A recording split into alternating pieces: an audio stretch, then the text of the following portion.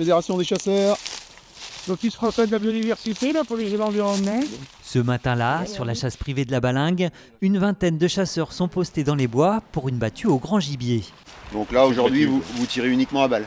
Uniquement. D'accord. On peut procéder à un contrôle de vos munitions, s'il vous plaît? Les battues font l'objet de toutes les attentions, car c'est le type de chasse qui dénombre le plus d'accidents.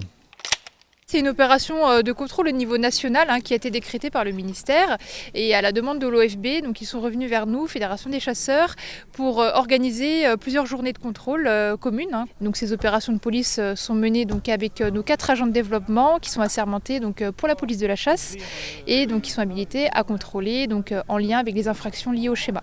Vous avez suivi la formation décennale? Oui. D'accord, récemment, le 29 mars. On va vous demander votre attestation d'assurance, s'il vous plaît.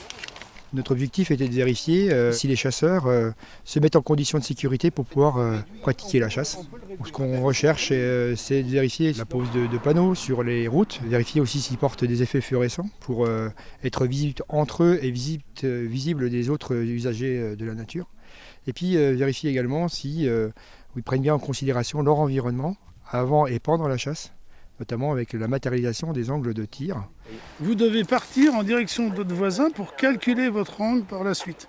Des fois, quand on se place, nous-mêmes, on a des doutes parce qu'on ne sait pas trop si on est la loi ou pas. Donc j'ai posé quelques petites questions et ça, par contre, j'apprécie parce que voilà, ils nous conseillent. Moi, je trouve que c'est très important parce que l'image du chasseur est très très dégradée. C'est ce que je vous disais, on en est encore au sketch des inconnus. Tout est fait pour que les accidents soient évités et cela passe d'abord par la formation.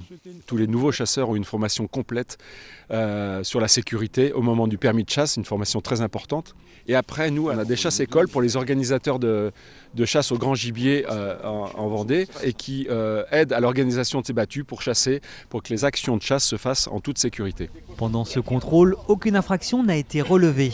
À noter qu'en cas de manquement, une amende de 135 € peut être adressée aux contrevenants.